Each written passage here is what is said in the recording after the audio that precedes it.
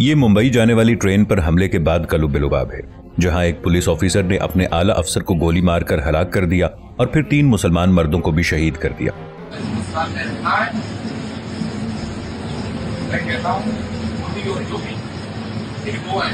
और ये भारतीय रियासत हरियाणा में दाएं बाजू का हिंदू कौम परस्त हुजूम मार्च कर रहा है, जो कि अपने मुसलमान पड़ोसियों के खात्मे का मुतालबा कर रहे हैं।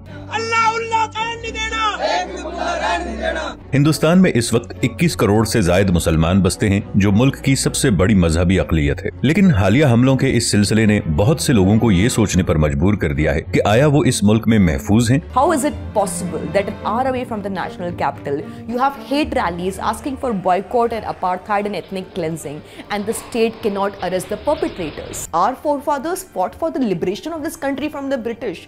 To have them to prove your Indianness to the country is the ultimate humiliation.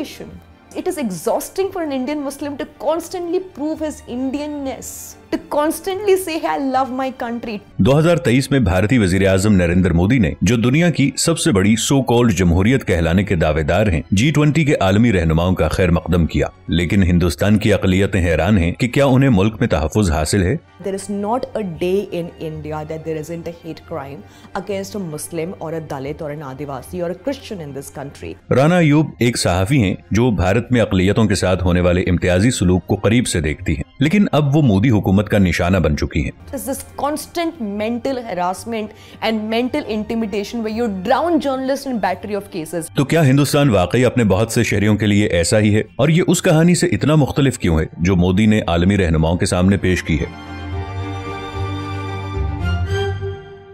31 जुलाई 2023 को चेतन सिंह, एक 33 साला पुलिस कांस्टेबल ने मुबैना तौर पर अपने आला अफसर को गोली मारकर हलाक कर दिया और फिर ट्रेन के मुख्तलिफ डब्बों में गया, अपनी बंदूक से 12 राउंड्स फायर करके 3 मुसलमानों को शहीद कर दिया।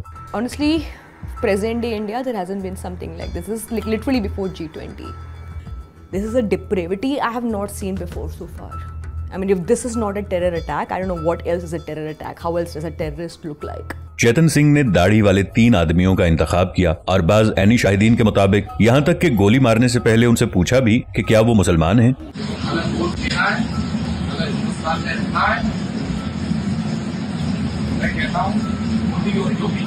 And he has the temerity to stand there, invoke Modi and Yogi, Prime Minister Narendra Modi and Chief Minister Yogi Adityanath, and say, if you want to live in India, then Modi and Yogi.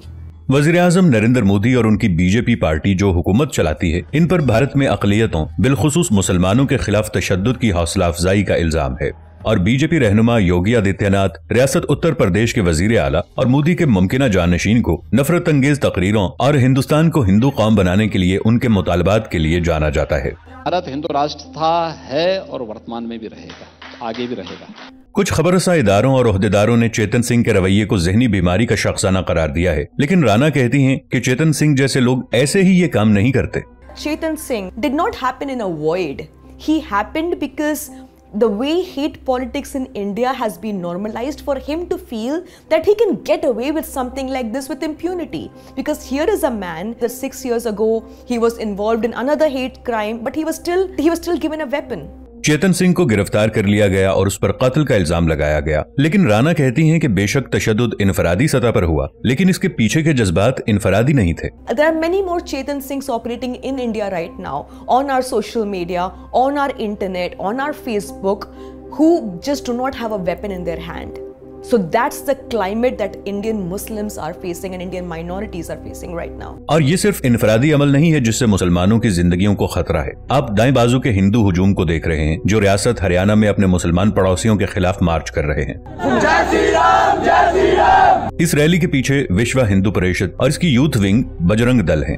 Bajrang Dal ने इस साल के शुरू में 2 मुसलमानों को ये इल्जाम लगाकर कि वो गाय का गोश्त ले जा रहे थे, मावराए अदालत कत्ल कर दिया, लेकिन कातिलों को ताहाल गिरफ्तार नहीं किया जा सका। चूंकि गाय मखसूस हिंदू जातों के लिए मुकद्दस है, कई रियासतों में गाय को मारना गैर कानूनी है, लेकिन कई बार नाम नेहाद गौ रक्षक मामलात को अपने हाथ में ले लेते हैं।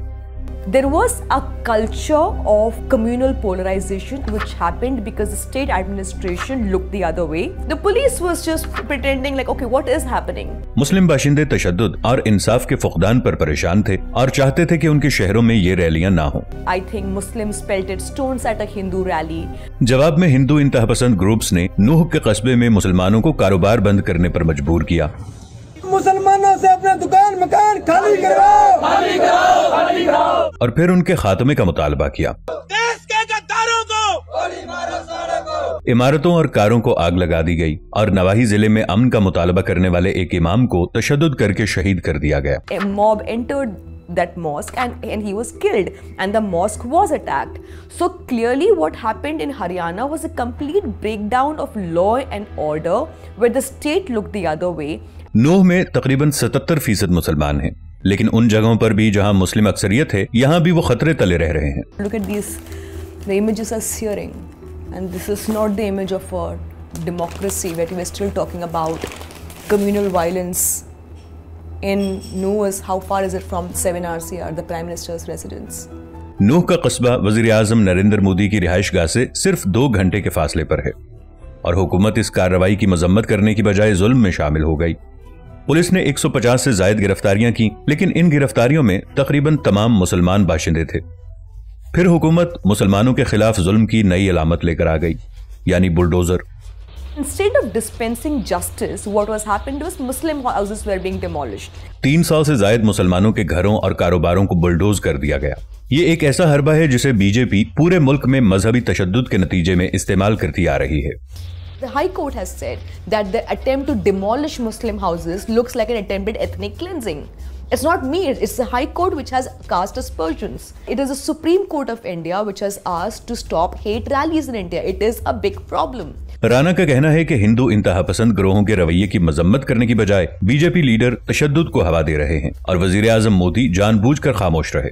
This nafrat, this hate is the new language of this country. And I constantly feel that we have a prime minister who wants to tweet about everything. Instagram stars, food, festivals, world leaders. Why can't the prime minister of the country put out a simple tweet, not blaming anybody, saying, I will not tolerate any communal violence in the country? Why isn't the prime minister of the country not giving a clarion call for peace? BJP या Bharatiya Janata party के रहनुमा, इनकी असल बुनियाद हिंदू कौम परस्त तंजीम RSS से है या राष्ट्रीय स्वयं सेवक संघ। आरएसएस हिंदुत्व नजरिए को फरोग देता है। ये इस अकीदे पर यकीन रखते हैं कि हिंदुस्तान सिर्फ हिंदू कौम का है, जबकि हिंदुस्तान में हिंदू अक्सरियत में है। मुसलमान मुल्क की आबादी का तकरीबन 15% है और जब से बीजेपी ने 2014 में इख्तिदार हासिल किया, इसके लीडर हिंदुस्तान में मुसलमानों की आवाज दबाने के लिए अपने ओहदों का इस्तेमाल कर रहे हैं। यहाँ तक कि उन्होंने मुस्लिम हुक्मरानों के तज़किरे मिटाने के लिए निसाब में तारीख की किताबों को बदल दिया है और बाज़ सूरतों में यहाँ तक कि हिंदुस्तानी मुसलमानों के नाम पर सड़कों के नाम भी बदल दिए गए हैं। We are going back to an age where we are promoting a very far-right ideology in our textbooks. I won't be surprised if tomorrow the Taj Mahal is being renamed. I hope it does not, but I won't be surprised. रियासत उत्तर प्रदेश, जहां Yogi Adityanath in charge हैं, यहां 38 million मुसलमान रहते हैं, लेकिन इनकी पॉलिसियों और तकारीर ने मुसलमानों के साथ इम्तियाजी सलूक को बढ़ावा दिया है। ये इंडिया के एक हिंदू स्कूल टीचर की वीडियो है जो अपने स्टूडेंट्स को क्लास में एक मुसलमान स्टूडेंट को थप्पड़ मारने का कह रही है और उसे कहा जा रहा है कि उसे स्कूल से निकाल दिया जाना चाहिए। मुसलमानों के खिलाफ ये रविश अब मेन स्ट्रीम में शामिल हो चुकी है और यहाँ तक कि ये हिंदुस्तानी पॉप कल्चर खुसूसन बॉलीवुड में देखा जा सकता है। हिंदुस्तान की हिंदी जबान की फिल्म इंडस्ट्री ऐसी सनसनीखेज मुस्लिम मुखालिफ कहानियों के साथ ब्लॉकबस्टर रिलीजेस से भरी हुई है। Every time there is a violent act, you see a green flag. You see somebody offering a namaz. 2022 में रिलीज होने वाली कश्मीर फाइल्स हिंदुओं की एक मखसूस जात के अखराज के बारे में है जो मकबूजा कश्मीर के कश्मीरी पंडित कहलाते हैं। इस फर्जी कहानी पर गलत होने और मुसलमान कश्मीरियों के हवाले से गुमराह कुन प्रोपेगेंडे का इल्जाम है। I think I had to just step out of the theater because it got too triggering for me. The fact that Muslims love to see blood all around them of innocence, you know, the way we were talking about jihad, the way our children talk about jihad as if that's the only thing that they want in life is the children waging jihad in India. And to see the immediate impact on the audience members, so the woman who's sitting in front of me, this pregnant woman was like, "Ye log aise hi hote hain," and I had to turn and I said, "Kaise hote hain?" And she was like, "The Muslims." I said, "Yeah, I'm a Muslim." She said, "Yeah, but you know you're all like this," and I felt so isolated in the theater because nobody spoke up for me.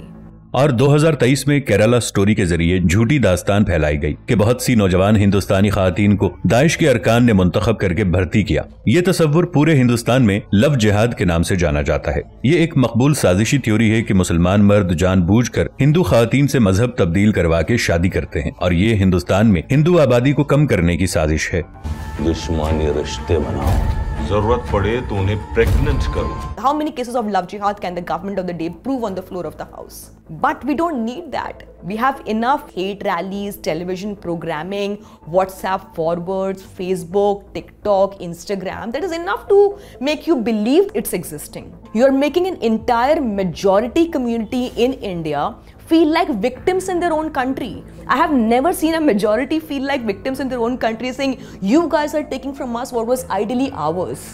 Rana का कहना है कि हिंदुस्तान की अक्सरियत को मुल्क में तशद्दुद और नफरत को रोकने के लिए अपना किरदार अदा करने की जरूरत है। The people are witnessing the lynchings. The people are witnessing the hate crimes. The people are witnessing the demolition of Muslim houses. They're witnessing the hate messages on their WhatsApp, but they are being passive observers, even the well-meaning people. And that is happening because of this climate of fear. Rana के लिए जमीनी हकायक इससे बिल्कुल मुख्तलिफ हैं, जो भारत के बारे में बैरूनी दुनिया को पेश किए जा रहे हैं। I go around in Bombay, Delhi. I see there's massive G20 posters saying Mother of Democracy to host G20. And in the background of this, I see massive hate rallies, love jihad rallies, where there are cops in attendance and there are orange caps and flags with Hindu nationalist anthems. अपनी reporting के अलावा Rana Washington post में हफ्तावार column भी लिखती हैं और जब वो नफरत अंगेज जुराइम और भारत में अकलियतों के साथ इम्तियाजी सलूक के बारे में लिखती हैं, उन्हें न सिर्फ हिंदू कौम परस्तों की जानिब से जान से मारने की धमकियां मिलती हैं, बल्कि वो बीजेपी हुकूमत के भी निशाने पर हैं। So many of us have received income tax notices and being asked to list our foreign sources or list where do we get our earnings from. What you do is you send out a message, you pick up 3 or 4 people and you file cases, you send them behind bars, and then you set an example saying if we can do this to them who are high profile, you don't even know what we can do to you.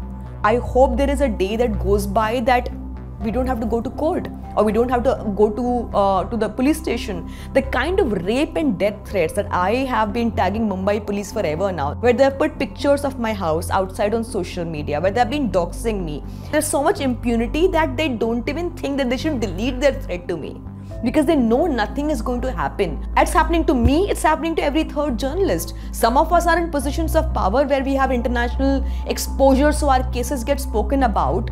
But there are journalists who are suffering in silence. And that is the state of affair of journalists in India. कई बार जब हिंदुस्तानी मुसलमान बोलते हैं, उन्हें अक्सर पाकिस्तानी हमदर्द या गद्दार का लक़ब दे दिया जाता है। I feel, as James Baldwin said, I love my country, which is why I feel the right to criticize it. And I'm not ashamed of it.